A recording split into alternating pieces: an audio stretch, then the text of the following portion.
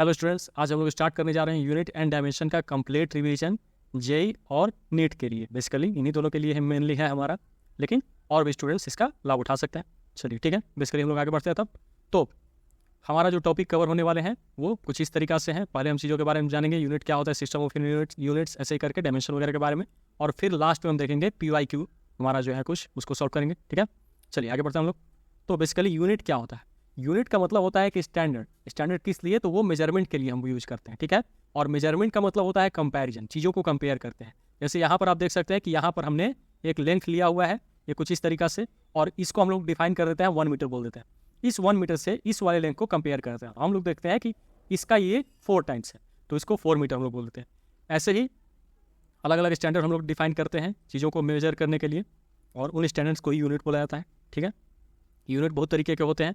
ठीक, यहाँ पर हम बात करते हैं सिस्टम ऑफ यूनिट्स का। तो सिस्टम ऑफ यूनिट्स बेसिकली हमारा जो पहले के समय में 3 यूनिट्स से काम चल जाता था, लेंथ, मास और टाइम। तो इन तीनों को कंबाइंड जो हमारा सिस्टम होता था, किस किस यूनिट को हम लोग यूज करते हैं उसको सिस्टम ऑफ यूनिट्स बोलते हैं। जैसे FPS सिस्टम, ये फेमस था, उन्हीं को लिए हैं, बाकी सारे को नहीं लिया जाता है। 3-4 चीज़ के बारे में पढ़ते हैं जो बहुत ज़्यादा वर्ल्ड में फेमस थे। FPS में लेंथ को फुट में मेजर किया जाता था, मास को पाउंड में और टाइम को सेकंड में।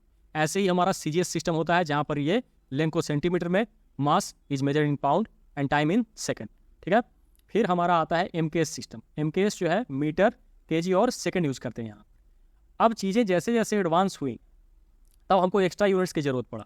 अब 3 से हमारा काम नहीं चल पाता था। जैसे अगर हमको ल्यूमिनस इंटेंसिटी मेजर करना है कि किसी बल्ब से कितना ज़्यादा लाइट आ रहा है, तो उस चीज़ को हम कैसे मेजर करेंगे? उसको ना तो हम लेंथ में मेजर कर सकते हैं, ना मास में, ना टाइम में। उसके लिए हमको नया यूनिट बनाना पड़ा, नया। तो वो 4 नई तरह की क्वांटिटीज़ के लिए 4 नए यूनिट हमारे आए, उसको हम लोग SI सिस्टम ऑफ यूनिट्स का नाम दे दिए, और उसी में हम लोग आगे बढ़ते हैं। ठीक है, देखते हैं हमारा वो क्या होता है। ठीक, चलिए। तो ऐसे करके हमारे 7 फंडामेंटल यूनिट्स आए। इनका 7 फंडामेंटल क्वांटिटीज हमने डिफाइन किया, और इनका जो यूनिट था इसको SI यूनिट यहाँ पर हमारा लिखा हुआ है। ठीक है, तो ये हमारा लेंथ, मास, टाइम तो पहले से था। बाद में आ गया temperature, electric current, luminous intensity और अमाउंट ऑफ सब्सटेंस। ये 7 फंडामेंटल क्वांटिटीज हैं, और इनके जो ये SI यूनिट्स यहाँ पर दिए हुए हैं, और यहाँ पर दिए हुए इनके सिम्बल्स। ठीक है, इन 7 के अलावा 2 और क्वांटिटीज हमको बाद में मिली, इसमें ऐड हम लोग कर दिए। एक हमारा होता है प्लेन एंगल, जिसको रेडियन में मेजर करते हैं, और एक हमारा होता है सॉलिड एंगल, जिसको हम लोग मेजर करते हैं स्टेरेडियन। ठीक है, ये बेसिकली होता क्या है, तो यहाँ पर एक हमारा सेक्टर लिया हुआ है जो सर्कल का एक पार्ट है। यहाँ पर इसके सेंटर पर थीटा एंगल का फॉर्मेशन हो रहा है, यहाँ पर थीटा एंगल बन रहा है, और इसका रेडियस R है और लेंथ ऑफ आर्क L है। तो थीटा को डिफाइन करते हैं L/R से, और ये जो L/R हमारा होता है यही रेडियन में मेजर होता है। उसी तरीका से हम लोग सॉलिड एंगल में देख सकते हैं। तो हम मान के चलते हैं कि एक स्फेयर है, स्फेयर में कौन टाइप का हम लोग शेप निकाले। ठीक है, अब यहाँ पर ये जो एरिया है इसको डिवाइड करते हैं R² से, तो ये जो वैल्यू आता है एंगल का, इसको हम लोग बोलते हैं स्टेरेडियन। ठीक है, ये हमारा सॉलिड एंगल कहलाता है, स्टेरेडियन में इसको मेजर करते हैं। नेक्स्ट हमारा आता है डिराइव्ड यूनिट्स। तो derived units basically fundamental unit से ही मिलकर के बनी होती हैं। जैसे यहाँ पर आप देख सकते हैं कि स्पीड है, स्पीड बेसिकली होता क्या है, तो ये डिस्टेंस बाय टाइम। और डिस्टेंस क्या होता है, तो डिस्टेंस होता है लेंथ, कितना पाथ ट्रेवल किया उसको डिस्टेंस बोलते हैं, और बाय टाइम। तो length is a fundamental quantity and time is also a fundamental quantity. तो यहाँ पर इन दोनों क्वांटिटीज के यूनिट को डिवाइड करने पर जो यूनिट मिलता है उसको हम लोग बोल देते हैं डिराइव्ड यूनिट्स। ठीक है, जैसे इसका यूनिट हो गया होगा लेंथ का क्या, मीटर, और इसका सेकंड। तो यहाँ पर हमको मिल गया मीटर पर सेकंड। ये जो यूनिट है किस चीज़ का, डिराइव्ड यूनिट है, ये स्पीड का यूनिट हो जाएगा। उसी तरीके से फोर्स का कितना हो जाता है, मास इंटू एक्सेलरेशन। एक्सेलरेशन को ΔV/ΔT लिख सकते हैं, सिंपली V/T लिखे हुए समझने के लिए। और V हमारा क्या होता है, तो V होता है S/T। यहाँ से आप देख सकते हैं S/T, तो T एक ऑलरेडी था यहाँ पर, तो ये मास इंटू लेंथ और बाई टाइम का स्क्वायर। अब यहाँ पर अगर इसका यूनिट का बात करें तो मास का जो यूनिट होता है क्या होता है, kg।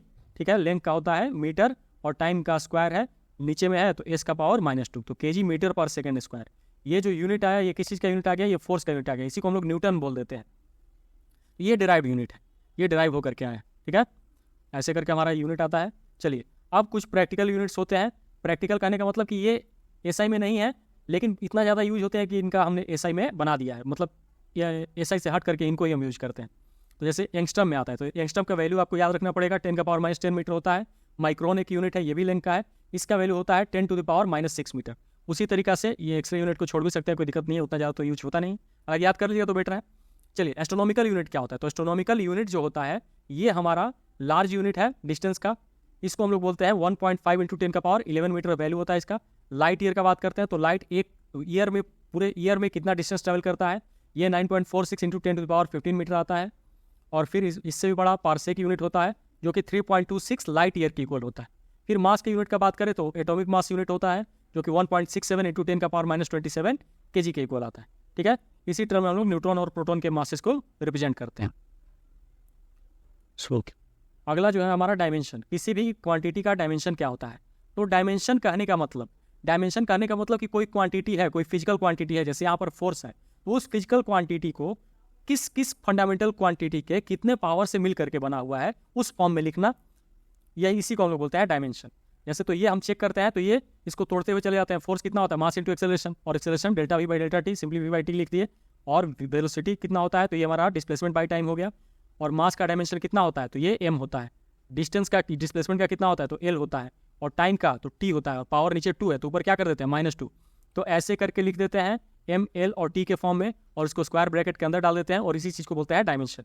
कुछ फेमस है ना जरूरी क्वांटिटीज़ का डायमेंशन यहाँ पर दिया हुआ है, इसको आप लोग समझ लीजिएगा, इसका डायमेंशन निकाल लीजिएगा पहले, और उसके बाद इसको याद कर लीजिएगा। याद रहेगा तो क्वेश्चन बनाने में आप लोग को टाइम नहीं लगेगा। ठीक है, चलिए, ये हमारा ग्रेविटेशनल कांस्टेंट है, एप्सिलॉन नोट है, म्यू नोट है, वर्क और एनर्जी का डायमेंशन ml2 t-2, ऐसे करके ये चीज़ें दी हुई है। ठीक है, इनको याद कर लीजिएगा, टाइम बहुत बचता है, एग्जाम में बहुत ज़्यादा टाइम बचता है इससे। चलिए, ठीक है, प्रैक्टिस कर लीजिएगा हालांकि एक बार, उसके बाद चीज़ों को समझ करके याद करना ज़्यादा बढ़िया होता है ना, क्योंकि फिजिक्स जो है रटने वाला सब्जेक्ट नहीं है, समझ जाइएगा, बहुत बढ़िया से इसकी चीज़ें बनेंगी। चलिए, ठीक, आगे बढ़ते हैं हम लोग फर्दर। हाँ, अब डायमेंशनल एनालिसिस के एप्लीकेशन का बात करते हैं।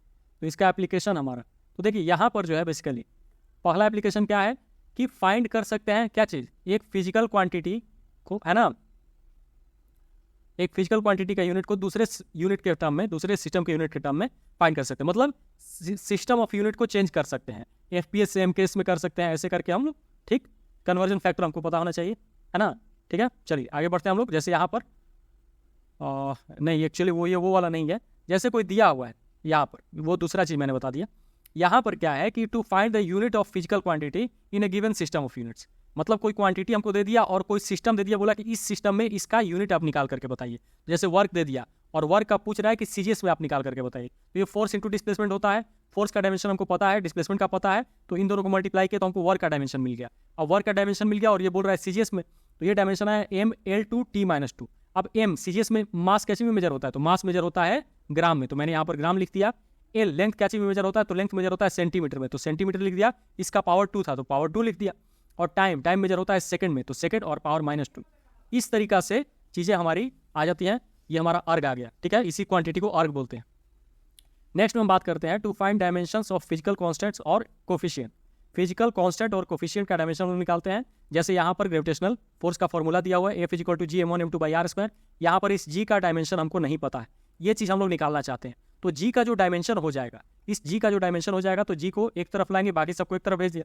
अब फोर्स का डायमेंशन हमको पता है, डिस्टेंस का पता है, मास का पता है, सारे के डायमेंशंस को निकाल करके मल्टीप्लाई जिनको करना है उनको मल्टीप्लाई करेंगे, जिनसे डिवाइड करना है उसे डिवाइड करेंगे, और अल्टीमेटली हम लोग उस कांस्टेंट का, उस कोफिशिएंट का डायमेंशन निकाल सकते हैं। तो इस तरीका से चीज़ों का डायमेंशन निकालने में भी डायमेंशनल एनालिसिस हमारा हेल्प करता है, ठीक है।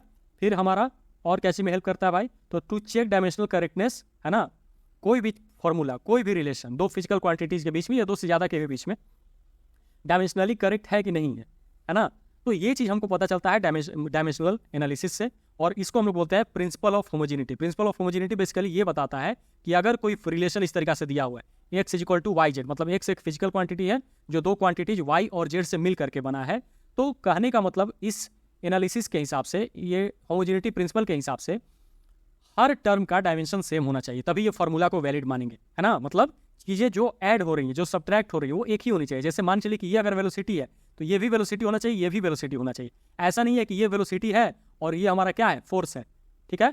तो फोर्स और वेलोसिटी को ऐड करेंगे तो कुछ रिजल्ट नहीं आएगा, तो ये चीज़ हमारा होता है। हाँ, मल्टीप्लाई कर सकते हैं लेकिन ऐड हम लोग नहीं कर सकते, ठीक है। तो यहाँ पर आप यहाँ पर देख भी सकते हैं कि जैसे ये क्वांटिटी है S = UT + ½ AT², यहाँ पर ये प्लस नहीं होगा, ये एक्चुअल में इक्वल टू होगा, ठीक है। सब टर्म का डायमेंशन से होना चाहिए। S = UT + ½ AT², तो एस का डायमेंशन, यूटी का डायमेंशन और एटी स्क्वायर का डायमेंशन, सबका डायमेंशन सेम होना चाहिए। यहाँ पर आप चेक भी कर सकते हैं। एस का डायमेंशन क्या होता है, तो एस का डायमेंशन होता है एल। यूटी का क्या होता है, तो यू का होता है एल टी माइनस वन, और टी का तो टी होता है, तो टी और टी कैंसिल हो गया, बचा क्या, एल आ गया। उसी तरीके से इसका चेक कीजिएगा एटी स्क्वायर का, तो इसका भी कितना आ जाएगा, एल ही आ जाएगा। फिर हम लोग का अगला यूज है इसका कन्वर्ट करने में, किस चीज़ को, तो एक फिजिकल क्वांटिटी को, है ना, एक सिस्टम से दूसरे सिस्टम में। तो हम जानते हैं कि Q is equal to N होता है, एन यू होता है। Q का मतलब कोई फिजिकल क्वांटिटी है, ये n टाइम्स यू होता है। अब n क्या हो गया भाई, यहां पर हमारा n क्या हो गया, एन यू। n बेसिकली होता है number, numerical value of quantity, और u होता है उसका यूनिट। जैसे इसको हम लोग कैसे लिख सकते हैं, एक दिन मान चलिए कि 1 डे, और 1 डे को ही हम लोग दूसरे फॉर्म में क्या लिख सकते हैं, 24 आवर्स।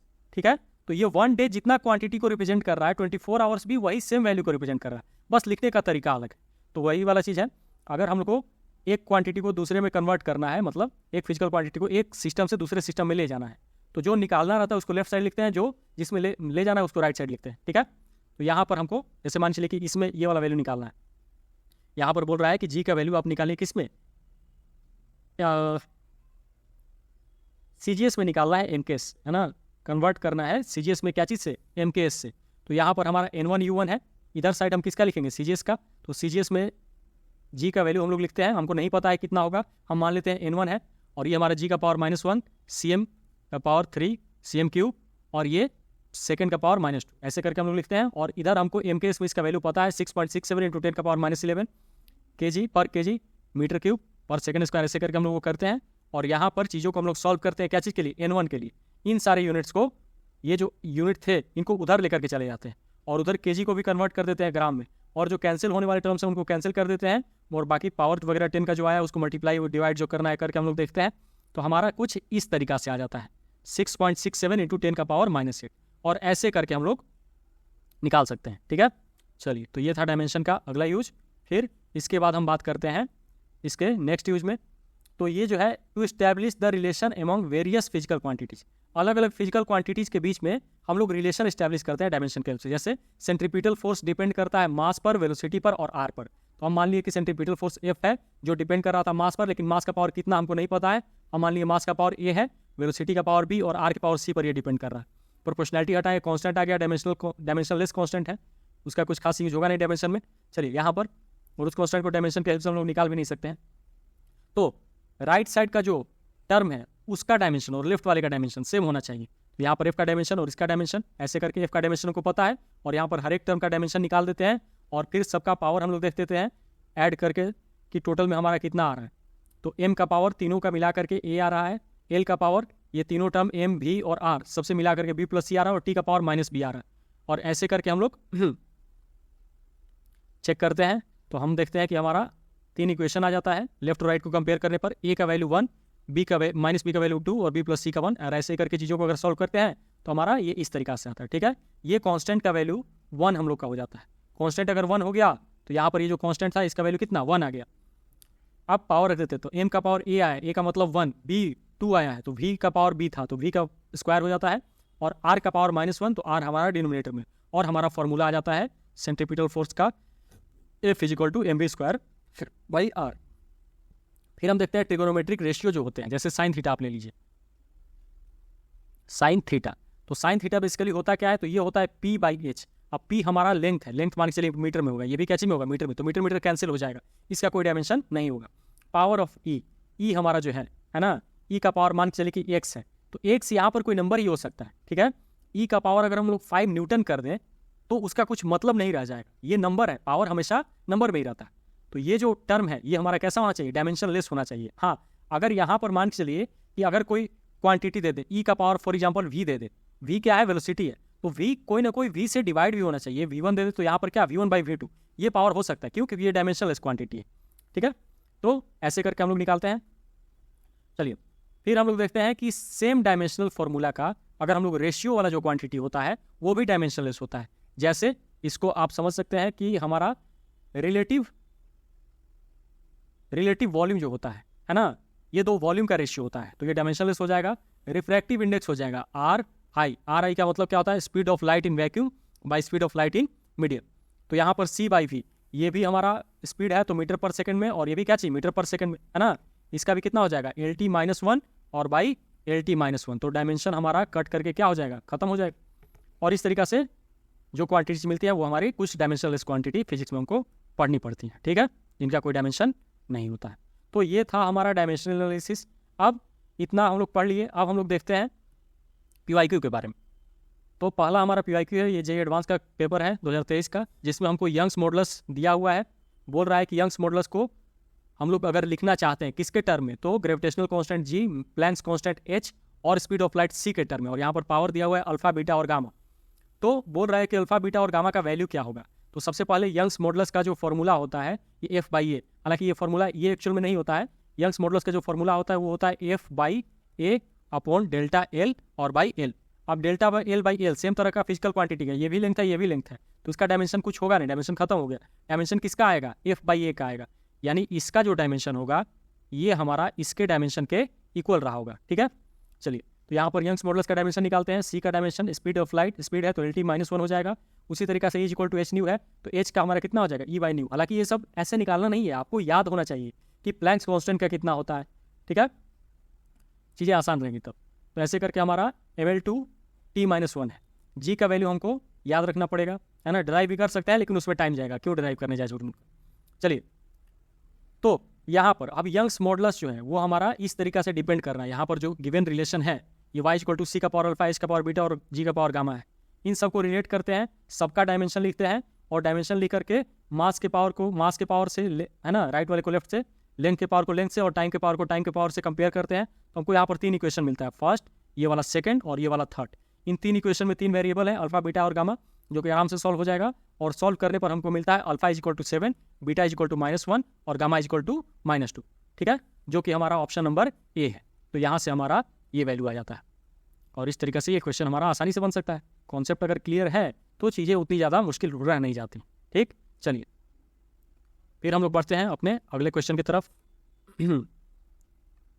अगला क्वेश्चन जो है,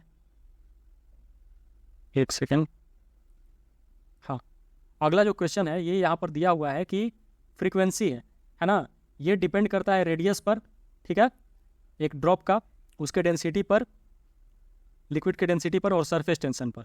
और ये रिलेशन दिया हुआ है R का पावर A, डेंसिटी का पावर B और सरफेस टेंशन का पावर C। और यहाँ पर A, B और C का जो वैल्यू है वो हमसे पूछ रहा है, ठीक। चलिए, कोई नहीं, आगे बढ़ते हैं हम लोग। यहाँ पर तो हमने निकाला फ्रीक्वेंसी का फॉर्मूला, यहाँ से हमको पता है फ्रीक्वेंसी का फॉर्मूला, मोमेंट, डेंसिटी का formula mass by volume, surface tension का F/L। सब फॉर्मूला का हम लोग डायमेंशन निकालते हैं। इसका निकाले, ये हमारा इस तरीके से डायमेंशन तो खैर पता ही है, फोर्स वगैरह का सबका पता ही है, सब एक ही साथ रख देते हैं। और वैसे ही लेफ्ट वाले के डायमेंशन को हमको किसका निकालना था, हमको इसका, सॉरी कहाँ गया, ये मोमेंटम का, नहीं कहाँ, हाँ, फ्रीक्वेंसी का निकालना है इन सारे के टर्म्स में। तो ऐसे करके हम चीज़ों को कर देते हैं।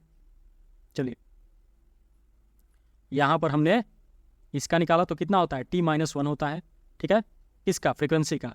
और यहाँ पर R का पावर A है, तो R का मतलब रेडियस का मतलब लेंथ का पावर A हो जाएगा। उसी तरीका से डेंसिटी है तो डेंसिटी मास बाई वॉल्यूम, यानी ml-3 का पावर B, और यहाँ पर उसी तरीका से फोर्स बाई लेंथ, तो mt-2 आ जाता है। और ऐसे करके चीज़ों का हम निकालते हैं, और फर्दर हम लोग कंपेयर करते हैं। हमारा 3 चीज़ें हैं, मास, लेंथ और टाइम, सबके पावर को इक्वेट करते हैं, तो हमको 3 इक्वेशन मिलता है, एक ये वाला और ये वाला, ठीक है। चलिए, 3 इक्वेशन है, 3 वेरिएबल है हमारे पास, सॉल्व करते हैं तो हमको वैल्यू मिल जाता है तीनों का। तो C का वैल्यू इतना आता है, B का इतना, और इस तरीका से हमारा हम चेक करते हैं, तो हम देखते हैं कि ऑप्शन नंबर 3 हमारा करेक्ट आंसर है, ठीक है। तो देख सकते हैं आप लोग कितना आसानी से चीज़ें हमारी समझ में आने के बाद बनती चली जा रही हैं। ऐसे ही करके हम लोग आगे बढ़ते हैं इस पर। चलिए, ये वाला जो है थर्ड क्वेश्चन बोल रहा है कि मोमेंटम दिया हुआ है, एरिया दिया हुआ है, टाइम दिया हुआ है, इसको फंडामेंटल क्वांटिटी के तौर पर लेना है। Then the dimensional formula of coefficient of viscosity का कोफिशिएंट का डायमेंशनल फार्मूला निकालना है इनके टर्म्स में, ठीक है, कोई दिक्कत नहीं, हो जाएगा। यहाँ पर हम देखते हैं कि विस्कस फोर्स का फॉर्मूला होता है -eta A dV/dx। ऐसे करके ईटा जो है हमारा ये फोर्स बाई एरिया, और ये dV/dx/dv हो गया, सबको एक साइड कर दिया हम लोग, ठीक है। ईटा का हम लोग अब निकालते हैं। अब यहाँ से ईटा का डायमेंशन लोग निकाल सकते हैं, फोर्स का डायमेंशन, ए का डायमेंशन, एक्स का और वी का, सबका डायमेंशन निकाल करके ईटा का डायमेंशन लोग निकालते हैं, तो जो हमारा कुछ इस तरीका से आ जाता है। ईटा का डायमेंशन को पता चल गया। अब यहाँ पर ये जो रिलेशन है वो कुछ इस तरीक़ा से हमारा मान लिया है कि इतना, ऐसे ये वाला रिलेशन है, एक का टी का पावर ए है, ए का पावर बी है और टी का पावर सी है। अगर ए बी और सी पता चल जाए तो सबका पावर पता चल जाएगा। और फिर हम लोग ऐसे करके आगे बढ़ते हैं, सबका डायमेंशन निकालते हैं, सब डायमेंशन को मल्टीप्लाई करके एम का पावर देखते हैं कि राइट साइड में कितना है, एल का पावर कितना है और टी का पावर कितना है, और वही लेफ्ट में तो हमको पता ही है। दोनों को कंपेयर करते हैं, कंपेयर करने से हमको यहाँ पर 3 इक्वेशन मिलते हैं, तीनों इक्वेशन को सॉल्व करते हैं, सॉल्व किए तो हमारा आ गया ऑप्शन नंबर ए हमारा करेक्ट आता है। ठीक है, चलिए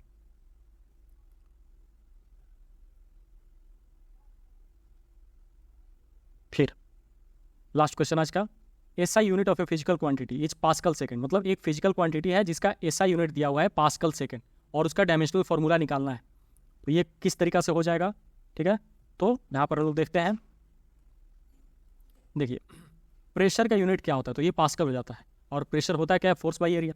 तो हम प्रेशर का डायमेंशन निकाल सकते हैं, फोर्स का डायमेंशन डिवाइडेड बाई एरिया का डायमेंशन। तो फोर्स का डायमेंशन MLT-2 होता है, एरिया का L2 होता है, और ये तो पास्कल का हो गया, और इंटू सेकंड का, तो सेकंड के लिए T का पावर 1, और ऐसे करके सब सॉल्व करते हैं तो हमारा इस तरीका से आ जाता है। तो ये हमारा यहाँ पर भी ऑप्शन नंबर यही करेक्ट आता है। तो इस तरीका से हम क्वेश्चंस को सॉल्व कर सकते हैं। ठीक है, तो ये था यूनिट और डायमेंशन। आगे हम लोग और बढ़ेंगे।